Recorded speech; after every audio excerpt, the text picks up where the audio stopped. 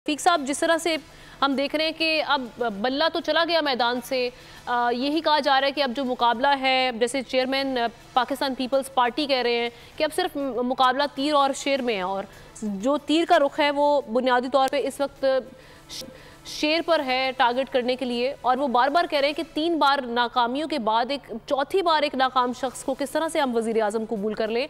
ये बिलावल भुट्टो साहब ने तोपों का रुख बिल्कुल ही PMLN की जानिब कर लिया और PMLN इस पर खामोश दिखाई दे रही है।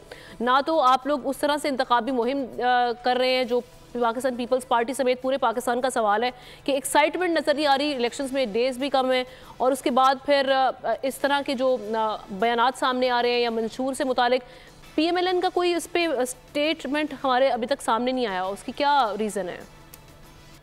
शुक्रिया। बिलावल भुट्टो साहब की बात से आपने स्टार्ट किया है। वो कहते 3 बार नाकाम हुए और चौथी दफा उनको वजीर आजम नहीं बनाना चाहिए।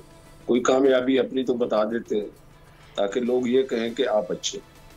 दूसरे की सही या गलत बुराई करने से मैं तो अच्छा नहीं हो जाता। अगर हमारी पार्टी खुदा न खास्ता नाकाम रही है 3 दफा, जो कि मैं बिल्कुल इससे 100% इख्तलाफ करता हूँ, तो आप अपनी कामयाबी बता दीजिए और उन्हीं कामयाबियों के सर चल के, उन्हीं के आसरे चल के वही पॉलिटिकल माइलेज ले रहा है।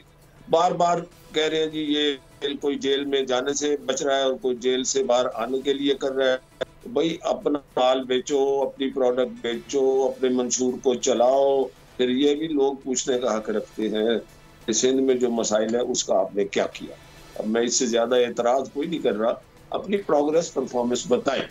और जितने अदवार आए हुकूमत के, जिन पार्टियों के, उनमें से हमारी PMLN की परफॉर्मेंस निस्बतन बेहतर थी।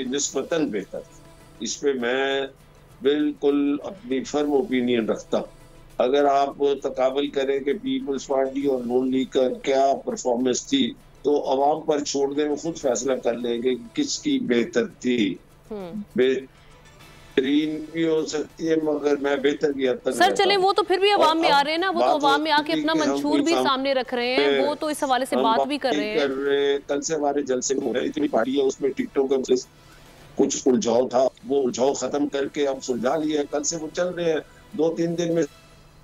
जी सर मैं वही जी मैं यही बात करने जा रही थी कि सवाल ये बातें आए और मंशूर भी आ जाएगा। फिक्र क्या है? अगर हम खुदा न खास्ता किसी के सोच हम पीछे हैं।